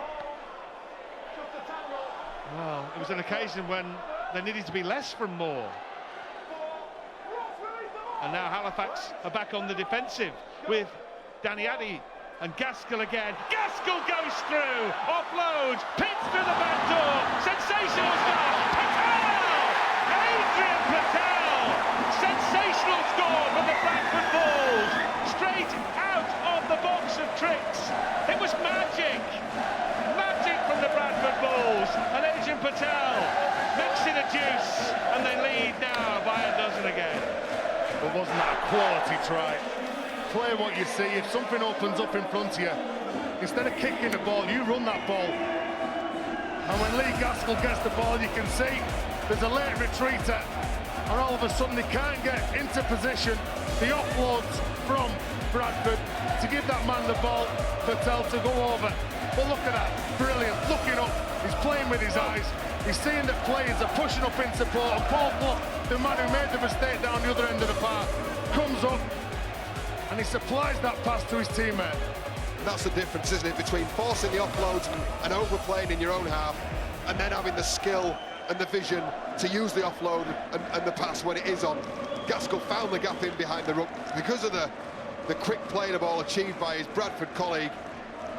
Got into that natural hole in behind the ruck, and then enough good handling and communication to finish the move off. Purtell with a brace, and this game very quickly has looked all but decided. Change of kicker with fullback Ryan Shaw still off the field, receiving treatment after that clattering challenge early on in this half. Danny Addy strokes it through, and Bradford lead by 14. It was Super League quality, wasn't it, from players with Super League experience. Gaskill, Pitts, Clough, Patel with his second try and his 10th of this season. Gaskell just playing with confidence, hitting behind the play of the ball, and all this try and this field position comes from a mistake from Richard Moore, one of the most experienced players that Halifax have got. Let me ask you this. There's been all this talk about Warrington's crisis, in inverted commas, at halfback. Is Gaskell the answer? Gaskell has been linked with a possible move. Is Gaskell the answer for Warrington? Well, I think there could be a number of players that could fill a spot in Super League at half. I'm not just saying just Warrington. That, but is Gaskell the answer? I'm not just saying Warrington. What I'm saying is Gaskell, because he's one of the top performers in this division, he could step up and play Super League. Do you not think Bradford might have something to say about that? They've got designs on obviously a direct return to Super League as well, so... Well... they're going to build a team around it. That's what they've been saying. Are you in the know, Rod? No, I'm not in the know. Are you in the know? I dare say that in all sports, money talks. Well, what I will say has been one of Warrington's Achilles' heel this year has been the kicking game. Yes. Well, if they got Lee Gaskell, they would have a very good kicker. So the other side of the argument is this is a game in the Championship. It is not a game against the Leeds Rhinos or Saints or Wigan, but he's looking very impressive here today for Bradford, who lead now by 14 and are looking good for a 12th straight win in the Championship, and it'll be enough. The points difference won't be enough to take them top, but the win itself will be enough to take them joint top of the table with the Lee Centurions, who play Featherstone tomorrow. And if Lee were to slip up, it'll be all square at the top. And Rod will see Mickey Hyam, ex-Warrington. So Warrington have lost a player to the Championship. He'll be playing tomorrow. Yes. But they gain a player from the Championship. They're going on your theory. Well, just threw it out there, didn't you? It's the Rugby League rumour mill, and where would we be without it as it goes round and round?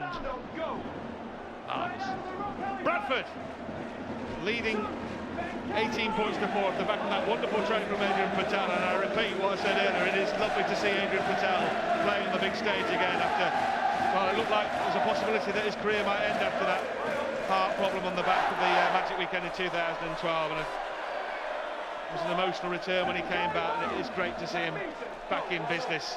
The popular Patel. The Bulls looking for more. Adam Sidlow, they're looking for another try, which would really, you would feel that 3 scores clear, or 4 scores clear, Halifax would have to score 4 times, would wrap things up. Gaskell prods it towards the goal line. That's not the best of kicks this afternoon by Gaskell. And picked up by Saltonstall again. James Saltonstall, not afraid to run it back into heavy traffic. Good work from Saltonstall, and he's not dying at the feet of the first Bradford player who comes and lays a finger on him. He's trying to improve the position for the start of the set. It's a very deliberate thing that the wingman's doing, getting himself in off the edge, trying to get more metres forward, of course, but trying to get them in a position where they can offer threat both sides of the ruck against Bradford. Well, Halifax can continue to stick to the script for now, with 22 minutes to go and needing to score 3 times. But you do feel they need to be the next to score now, though. Yeah, but in another 10-12 minutes or so, they're going to have to start trying something a little bit more expansive. Bradford, on the other hand, know that what they have is a winning lead. They don't need to score again here in this game, they'll feel. Patel runs into 2 of them. I agree, Rod. They've only conceded one try, haven't they, Bradford? They've looked very strong. And Halifax really do need someone to step up to the play, whether it's a team try or somebody who can just come up with a bit of skill themselves and be that opportunist that everyone's looking for. Well, and Adam O'Brien, Sidlow, Gaskell, simple, basic stuff here. Addy to Asali out on that side. Now they look to do something a little bit more expansive as Addy finds a gap in the middle of the field and pits past Gaskell! And Gaskell goes bursting through! He offloads! Sidlow, well, play on. He wasn't tackled, said referee Joe Cobb. He had his ball-carrying arm in mid-air. It was enough for him to get the ball away. Just Gaskell. That cannons off a defender straight back into his arms, but Bradford, when they look to cut loose, look spectacular. Talking of cutting loose, how about that from Dane Manny? And it needed a speedster from the wing coming across, Etu Wasali, to chop him down. Kahane, Taylor, one-handed offload, superstar, Craven is close to the line. This is what they've come to see. If they can get it right now, they've got Bradford at 6s and 7s on this left edge. It needs to go through the hands, it needs to sing, Tommy. Tommy Saxton comes back inside. There was too many Halifax players walking in background then. They've still got the ball with Ben Johnston, and that's only the 3rd tackle in this set, but the momentum of the attack has stalled somewhat. Can Kay get it going again? Close to the line once more. Ryan Manili flicks out a pass. Very, very close again. Short is the cry from Joe Cobb. He's absolutely right. Well, the Australian Kahane felt it should have been a penalty, and he possibly had a case. It wasn't given though. Morrell with the outside the right boot. It'll be a dropout. It'll be a dropout. When they look back on this, they'll be very disappointed. When you make a break, as Scott Morrell puts this kick in and Gaskell picks it up, you've got to make sure that you keep pushing up. And have a look at this break from Gaskell, but also have a look at the work by Johnston there. He saved his side, kept his side in the game, because but for that cover tackle, Halifax do not find themselves with an opportunity here. They're facing not 14 but possibly 20 points arrears. Well, it's a 3rd goal line dropout forced by Halifax. Rod, I'll go back to the point I was making. When you make a break and you have your team going backwards like Bradford were, you can't be walking on the pitch as though you're taking your dog for a walk. You've got to make sure you're pushing up and you're giving your teammates a chance. Lee Gaskell showing just how cute he is again.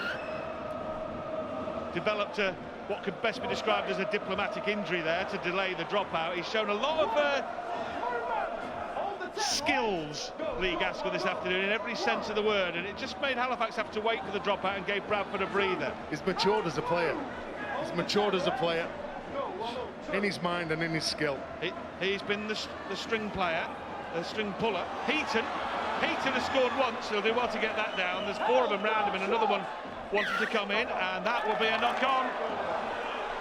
That really is a bombed opportunity. Really is. I'm saying Benny needs to control this ball. He's in the collision, he's in the contact. He's got to make sure he has control of that when he plays it. Lee Gaskell again. He's the man in the vicinity. Has he got his hands on the ball? I think he has, you know. That's not enough for me. We said the same about Jay Pitts, didn't we, about 10-15 minutes ago. It's your responsibility to execute that play ball and restart the play correctly. That's not enough for a penalty. Oh, I'm not sure Gaskell needs to get involved in all that head patting carry on, but the decision goes against Halifax. They felt they could have had a penalty earlier on in that set as well. They didn't get it. 17 minutes left. They're 14 behind. Tomorrow, we've got more championship action. But the summer bash here in Blackpool, and Bradford have knocked on. 12:30 will come on air. The first game kicks off at 12:45 with Dewsbury playing Batley. Behind the red button, Doncaster v Hunslet. And then league leaders Lee against the Featherstone Rovers, who almost knocked Catalan out of the cup last weekend. That's a 5:15 KO. Halifax scrum. Well, the referee, Joe Cobb. Or maybe that's Settler. Maybe they get away with that one as well. That could have been a penalty. Halifax player lying all over the top of Adam Sidlaw. What are you saying? Well, things go against you and things go for you in the game, Rob. They do. It's all part of the rich rugby league tapestry, Terence. Halifax have the ball from the scrum win. They need a try here. 17 minutes left to go. They've been close on a number of occasions. They'll feel the scoreboard flatters Bradford. You can't argue with that sensational third Bradford try, but Halifax have probably deserved better than being 14 behind inside the final quarter of this match. Moore flicks out a pass for Saxton! Oh. Tommy Saxton, the veteran! I'm not Has so he got sure. it in? Touch judge is telling Joe Cobb it's not a try. He's saying, let's have a look by the analysis of the television and Robert Hicks's expertise in the video refereeing booth. I agree with Joe Cobb and the touch judge. Clearly in touch. Clearly in touch, but it was Danny Addy who comes across. That's a try saver. The great efforts them, aren't they, John? Tommy Saxton denied. 31 years old, Tommy Saxton. Hasn't quite got that lithe, supple gymnastic body that Gene Ormsby has he, John? I'll tell you what, he's a goer, though. I'll give this to Tommy Saxton. He's a real competitor. He is. But so is Danny Addy. That's a try saver. Yeah. And you're right, Terry. They're as important as the four-pointers themselves. In the context of this game, as we're well inside the final quarter now, preserving that lead is paramount for Bradford. Tommy Saxton was in the Hull side that won the Challenge Cup against Leeds famously in 2005, wasn't he? We could do a little quiz question. Name Tommy Saxton's clubs. We'd probably be here till full time. Cass, Wakey, Featherstone, Salford, Hull, and still going strong. Tom Saxton, as you said, John, a real player's player, isn't he? 100%er. Real character as well. Lovely bloke. Indeed. Close thing again, close call on that Bradford line, and well, it's ifs and ands and pots and pans. Halifax could have been a lot closer than 14 points, had one or two things gone their way. It could have been a game that was very much on a knife edge. It will be if they can score again in the next few minutes, but they're reliant on keeping Bradford out at this moment. And Jay Pitts, they're going away from the rope, looking for that inside ball again. Halifax is starting to get tired. Gaskell, aerial attack, assault on the Halifax line. Oh, goodness me, where's Johnston going? He had no idea where that was briefly. Got the ball back on the radar. Suspicion of a shoulder charge by Henry, not given. Play on. I tell you what, he's playing well at fullback, Ben Johnson, because for a moment there he'd lost that in the sky. Yeah. Well, not just that. I mean, yes, he took the heavy hit as well, wore that well, got out and back into the field of play. But the ball was coming down so close to the uprights. It doesn't take much of a shave, a glance off that upright to deflect the ball from where you think it's going to be, and then you're in a world of trouble. Yeah. Really well done. Well, evident from this game that the teams dropping down in the bottom four from Super League are going to have something to think about in that middle eight section. I don't think they're going to be turning up thinking they can knock these teams off without breaking sweat. What's going on here? Laurel Hanhardy moment there briefly between Patel and Adam O'Brien. Somehow they managed to keep hold of the football for a minute. They'd run into each other. Well, Dane Manning sent Saltonstall free on the right edge, and then it was kicked forward. There's no problem here. Look at the line speed. Ben Kate. Well, it was chaotic for a moment. Were they saying they were offside? That's what the question was to referee Joe Cobb. More heavy contact in the middle. Great shot, and that's dislodged the ball. Excellent piece of defensive work. It's an attacking defensive play from Manning. Great contact, great follow-through. Look at that shot. Gets underneath the ball. Another chance for Halifax. Another chance for Halifax. At the moment, the Bradford Bulls are enjoying the Summer Bash substantially more than they enjoyed the Magic Weekend, where they won just once in 8 attempts. It's a lamentable record. Next week's Magic Weekend coming from St James Park, Newcastle, where the 12 Super League clubs are all struck their stuff in that magnificent sporting arena. And Halifax get back on course here. Kay pumping the legs, driving over the 20-metre line. Pitts knocking him down with a bit of help from Paul Clough. Craven drops it off to Moore. Moore runs into more heavy traffic and loses the football to Pitts, and Pitts finds Henry. This will be a free play for Adam Henry. He's tried to force an offload there where there just wasn't one on. It's a really low percentage play, and he's let the team down again there because they were set up in great positions, still a couple of tackles in the back, and instead now they're seeing Bradford coming away at them, and that Bradford try line is becoming more and more distant to them. Yeah, deep for desperation is what that play would be fouled under. They're looking now that the scoreboard pressure and the clock pressure is starting to mount on Halifax. Last tackle for Bradford.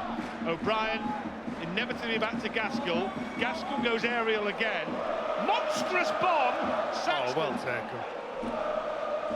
Look at that, Rod. Again, he's confronted with 3 players, and you've got to focus on catching that ball. Earns his side a penalty. Quality play, Tommy Saxton. And Halifax will want to get on with this because they've got a 14-point deficit to overhaul and under 12 minutes to do it in. An underrated skill, and displayed perfectly today, the handling of the high bombs from both sides. And you know, John, how difficult it is under those bombs spiralling and swirling everywhere. It's been almost perfect, the catching of the bombs this afternoon. Yeah, it's the hours and hours, thousands of hours in a career would go into practice after everybody else has left the field, underneath those high bombs, perfecting the art. And we've seen some really good exponents of both the kick and the catch this evening. Brian Carney used to practice for minutes and minutes. That's why he used to drop them. Yeah. Heaton, 2 tackles left. Ryan Moore has got the shepherd's crook. He's been hooked off after that ball that was dropped by Richard Marshall, subbed off. Substitute fullback Ben Johnston. Johnston wrapped up, really wrapped up like a Christmas present, 10 metres from the line. Back it goes for Craven to prod it forward left-footed.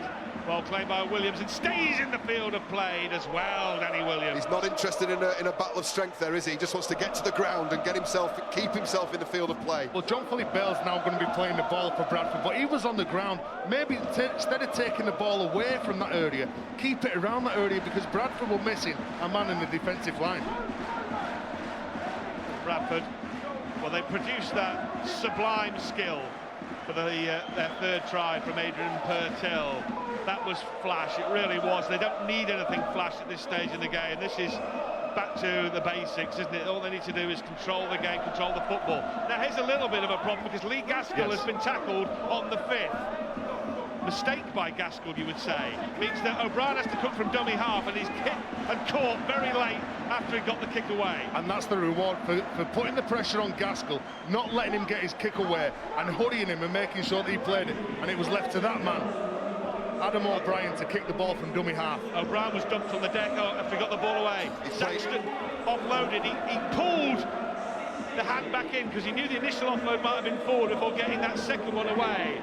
Offloaded again, really without due care and attention, but good enough to maintain possession. Second tackle. Adam O'Brien, if Halifax look to their left edge, opposite Tommy Saxton, O'Brien's right arm is hanging limp. Someone needs to recognise that there is a defender out there who is a passenger at the moment. Manning on this right-hand side, so as far away from O'Brien as they could possibly be, and Morrell keeps coming towards this side where Bradford have got plenty of muscle. Maneely is at dummy half. There's O'Brien, who is far from 100%. Manning close to the line. knock-on given, and that attack comes to nothing again. Well, that goes down to communication. If you are on the left side for Halifax, you're a centre or a winger, you look up and play what's in front of you. We talked about Lee Gaskell doing that earlier. And you see somebody who doesn't want the contact, doesn't want the battle because he's struggling. He's injured, so you go at him. It's a ruthless game, Rod, but if you see someone injured, you've got to make sure that you pick them out. That's the weakness in the defensive line. There is no room for sympathy in professional rugby league. In professional sport, full stop. They showed sympathy. Well, they didn't show sympathy, they just didn't spot it. And that's why you've got to look up and see what's in front of you. Exactly what I said before. I know. And another attack comes to nothing. The number of times Halifax have had possession and play the balls within 10 metres of their opponent's line is mounting up. They're going to get another set here because this time Jay Pitts has spilled the pill and Halifax are going to get another attack, but you feel time is starting to run short. Given that it's taken them 2 or 3 shots to get anywhere near breaching that Bradford defensive line, time is very much against them now. They've got to be so smart with this set of plays. It's a scrum midfield, which you see a 4-2 split, well, and they're going the short side. Bradford have given Halifax plenty of invitations to the party, but they keep saying, no, in fact, I've got something better to do on this Saturday night, don't they? They're being offered the opportunity to score time and time and time again. I just want to see more movement from Halifax. See what they can produce this time. Barber. There's no depth to this attacking line. You're looking here at your ball players. Johnson, the fullback's in there. Craven and Morrell, but it's all too flat, it's all too prescriptive. Morrell is close to the line, he's within inches of the line off a ball by Danny Craven. Craven's in at dummy half this time. Manning offloads, and that's squirm free. I think they're hard done by with a knock on there. That appeared to go back towards the Halifax line, but nevertheless the referee's blown it. This is when you're so flat, when the attack is so flat, there's so little margin for error there. You've got to hit the passes, and the attacking players have got to catch those under huge pressure. We talk about the fact that Halifax are not full-time, and there are all sorts of aspects to that, and recovery, Terry, you mentioned it, but also getting the timing of everything requires practice, and if you don't practice as often through time constraints, it's going to be tougher to get that sorted. There is that run, you do that over the years, but you know the strengths and weaknesses of your teammates that you're playing, so you know that if Dave Manning's going to go into a tackle, he's going to get his arm free, he's going to look to offload that ball. You've got to be aware of that. No matter how many times you practice it, you've got to practice that skill of standing a bit deeper, giving him a bit more time. I think they've underused Ben Johnson, the fullback, in attack. He started out life as a 7 and a decent 7 as well. So there's a ball handling threat there out wide. If they could get a little deeper, send through a couple of lead runners and get the ball in the hands of that, you've got Saltonstall and Saxon on the wings, and now they've compounded it by conceding the penalty. Yeah, in desperation they've tried a bit of pickpocketing, and they've been penalised for their pickpottery. I think it was Danny Craven here, he goes over the top. You can see, strips the ball, and again, some players sometimes when you go into contact up top, you're trying to wrap the ball up, but if your arm's anywhere near that ball and it comes loose, well, that's when the penalty's awarded. But with 6 minutes to go and 3 scores behind, your mentality is it's not a crime unless I get caught. I'll chance my arm. They've got to try something to get the ball back, and if you don't get caught, it's not a penalty, is it? Yeah, they haven't. Well, that's rugby league. You know that you're coming from behind, you know that you're behind on the scoreboard. Very difficult. Those Bradford fans who just sit on the screen, they've becoming increasingly vocal over the last 10 or 15 minutes as they realise the finish line's near. This has been an epic battle. Bradford, I think, have seen this out, the better of the two teams. Travelled across in numbers, and they've got the reward, the Bull supporters. Well, they're just over 5 minutes away now from seeing it out and winning again in the championship. The Bradford Bulls getting the winning habit again. Patel, who is on a hat-trick here in this contest, having scored a try in either half of the game. Gaskell, Addy now. Well, it eludes its intended target, that pass. It was Alex Mellor initially, but it still found Bradford hands, and that's all that really matters. They've got 2 tackles left here. Henry trying to direct the traffic. Addy. Steve Crossley just charges into a wall of blue and white shirts. Final tackle. O'Brien. Simple play, clock. They turn the ball over 5 metres short of the line. No risk play, turn it over 95 from your line. Well, you say it's simple, but it has been effective for them, hasn't it? Whether they've been just going from the ruck, playing in that middle third, or whether Gaskell's been controlling through his kicking game. I think every Bradford player, they've really stepped up to the mark. Well, Bradford have got this winning habit again now, and they're becoming used to winning games, which clearly not all these players, but a large chunk of this group of players weren't used to winning last year. Well, that looks a lower leg injury to a Halifax player, yet to identify who that is, but that looks a nasty squeeze on the fib area, lower leg, the shin area, and a twist of the knee as well, possibly. It can be very, very painful. There's nowhere to go if your leg gets caught underneath. But as you were saying, Rod, this winning run now extended to 12. Only that defeat against Lee early in the season, a black mark against them. They've really accepted life in the Championship, haven't they? And they've decided they're going to make it back at the first time of asking. And these loyal supporters, the supporters who've stayed loyal to them, have been rewarded for that. Yeah, and we just saw Matt Diskin there. Yeah, Matt Diskin. You'll be heading for the disco tonight, Terry, won't you? With those Bradford fans, they'll be dancing in the streets of Blackpool. Two intelligent hookers, two of the best that have represented the country, and Adam O'Brien will be under those two lads there, and he'll learn so much. Oh, yeah, it's just that right leg that gets caught underneath, sandwiched on itself. That's a very, very painful injury. They can take a while as well to sort themselves out.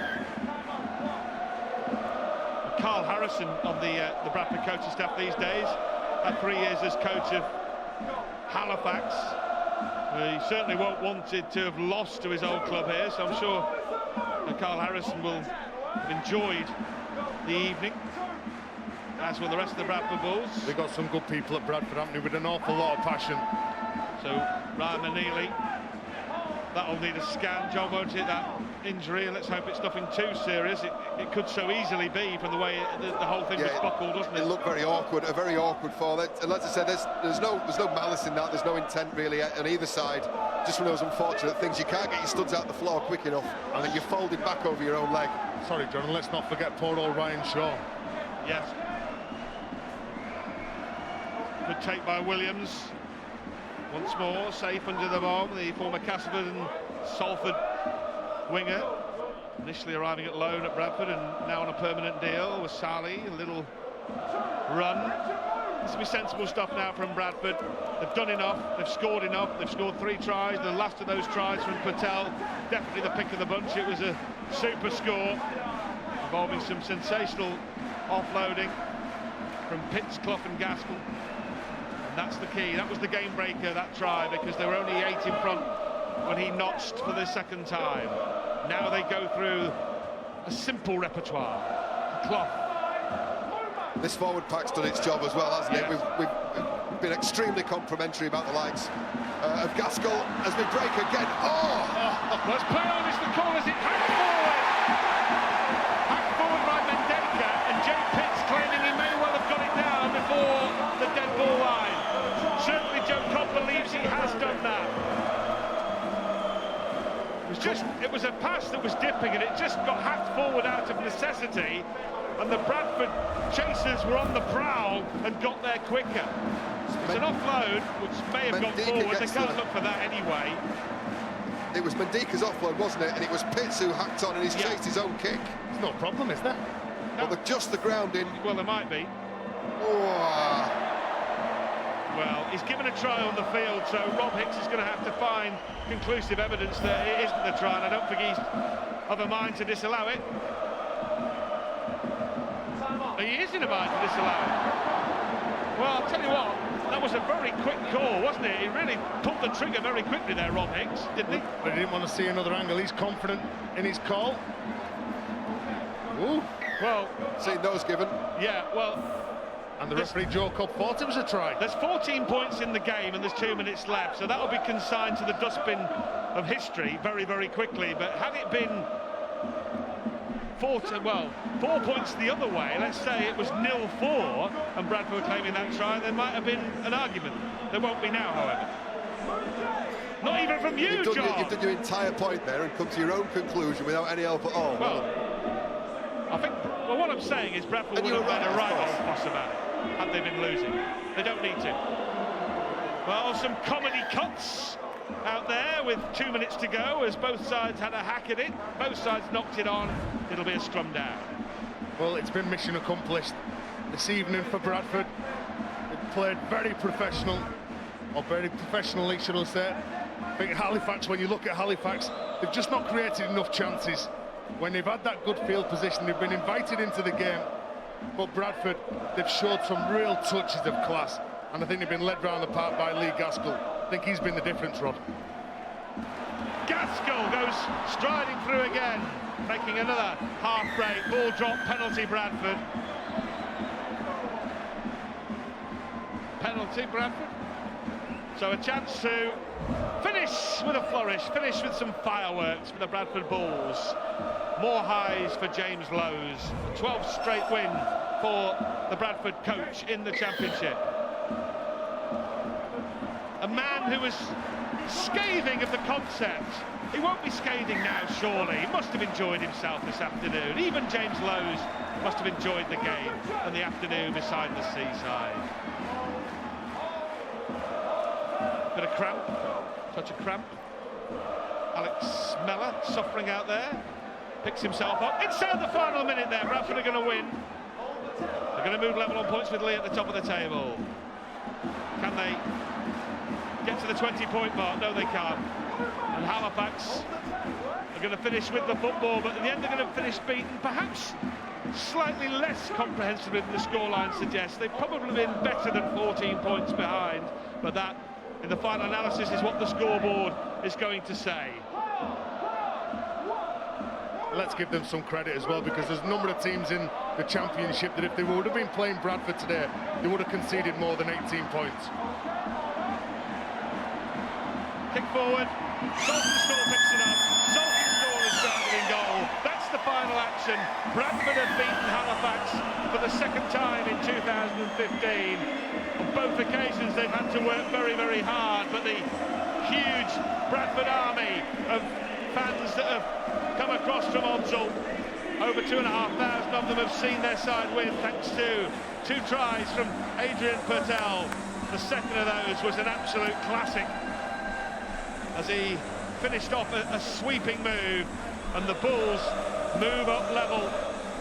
Having bulldozed Halifax in the end, they move up level with the Lee Centurions at the top of the championship, and we will see Lee attempt to go clear again at the summit tomorrow evening. 5:15 kickoff as Lee take on Featherstone Rovers. As far as Bradford are concerned, Terry, do they look a side that can challenge in that middle eight and get back into the promised land? Yeah, they do. They fancy themselves. They're led by James Lowes. They've got some very good players. I've liked what they've done today. They've been challenged by Halifax as well, who defended very strongly. But you've got to say that the difference has been that man, Lee Gaskell. I thought he was absolutely exceptional with ball in hand and his kicking game. Well, Lee Gaskell has put on a masterclass for the Bradford Bulls, and the Bulls standoff is the man of the match, and he's down pitch side talking to Angela Powers. Angela. Lee, man of the match. That was a compelling game of rugby league. Yeah, it was tough. We played Huddersfield early on in the season. Halifax, sorry, not Huddersfield. And there was a strong side that first half, and we knew it was going back again. The last game against Lee, they pushed them really close, so we know they're going to be fighting for the top 4. Is it fair enough to say that the scoreline probably didn't reflect the intensity of that game? No, it's a very high-intensity match, and that's what we want to be playing to. They're middle eight to come in quickly, and we've got to get some momentum going into that. That's it, and stay up there in the upper reaches of the table is so important now. Yeah, it's so important. That's what it's all about. We know we've still got a long way to go to that September, but we're slowly building. We're confident. Our defence was fantastic today, and we've got to take credit from that. Congratulations. Thank you. Lee Gaskell, man of the match in the match of the day. Fantastic entertainment, and Halifax, believe me, they played their full part in this. But it's Bradford Bulls who are now level, as Rod Studd rightly said, at the top of the Kingston Press Championship table. We'll confirm that, I'm sure, shortly. 18 points to 4. Shaw and 2 goals from him in the first half. Then he had to leave the field with a badly bashed face. Patel with another try in the second half, and Addy with the other goal. And there it is. And they are breathing down the necks of the Leeds Centurions now. But the points difference, the points for and against, might make a huge impression come the end of the 23 weekly rounds. And so the Bradford Bulls have done Sheffield Eagles a bit of a favour there, because Halifax are still a little bit off the pace. Fantastic entertainment though. John, I have thoroughly enjoyed this day. It's been great, hasn't it? And what a finale that was. I mean, it was a high-intensity game. It was a highly skilled game. There were 2 committed teams there, and it's just been a fantastic finish to an exceptional first day. And what about those fans from the Bulls behind the post? Well, I'll need an aspirin tonight, because they've been just singing and roaring from the very first minute. Well, it's just been constant, hasn't it? And it's created a magnificent atmosphere, and that was reflected with what we saw on the field of play as well. Indeed so. Significant that London and Bradford, the 2 full-time clubs, have both won here, and I wonder if that is significant as well for Lee tomorrow. Well, it may well be significant, but I think the other thing is they both came out of Super League, and the question is, Eddie, have they benefited from this? And I would suggest those people behind the post feel that they are. Yes, they have, definitely. Bradford are on their way back, there's no doubt about it. Okay, we're back here tomorrow, and look at what is coming up tomorrow as well. Survival Sunday, the best of the last day of the Premier League on Sky Sports 1, 3 and on Sky 1. Cricket, the 4th day of the test between England and New Zealand, Sky Sports 2. There's the PGA Championship from Wentworth, last round, midday, Sky Sports 4, and the Monaco Grand Prix from 11:30 in the morning on Sky Sports F1. And right now on Sky Sports 1, the big fight, James De Gale against Andre Dirrell. This is what's to come tomorrow from the Championship. Dewsbury Batley, John will be back here bright and early tomorrow, Sky Sports 5 to kick it off. Doncaster Hunslet at 2:55 and Lee Featherstone at 5:10 to round us all up at 5:10, as I say, on Sky Sports 3. There it is then. Great day. Hope you've enjoyed it as much as we have. Goodbye. Walking to the sun. Walking to the sun. Walking to the sun.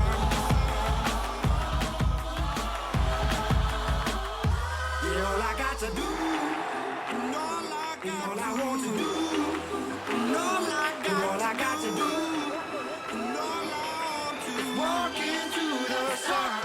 All I got to do.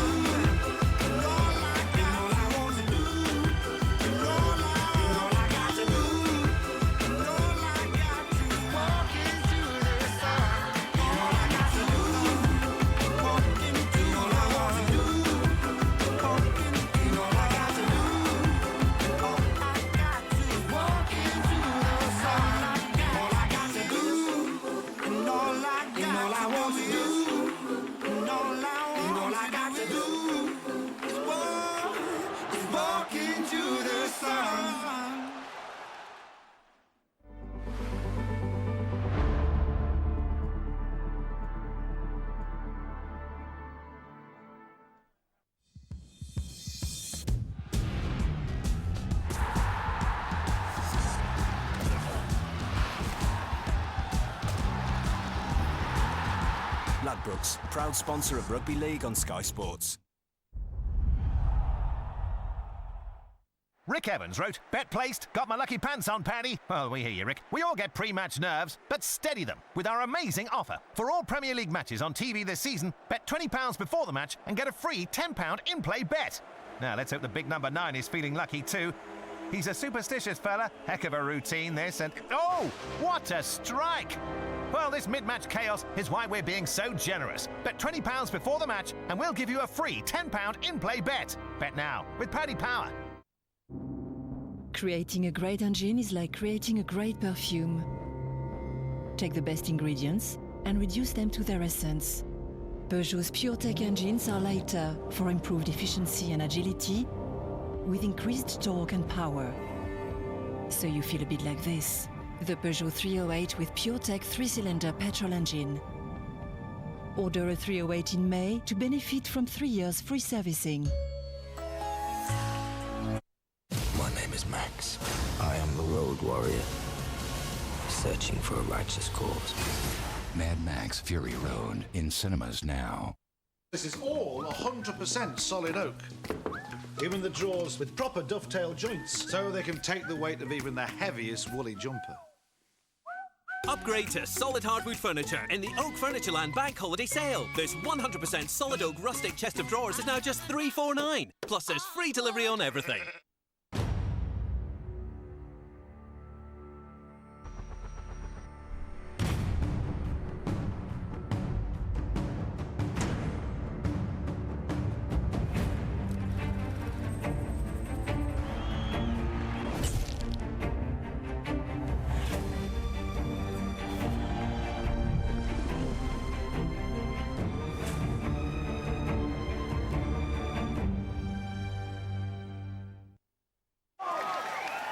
McCoy's knows a thing or two about real men, and it's time to celebrate the real McCoys in football. Those who know how to appreciate fans' unconditional support, the great role models of the game. Like that player who always stays to the end to applaud their fans, no matter what the result. It's time we honoured the real McCoys of football. Nominate now to win Sky TV with Sky Sports for a year.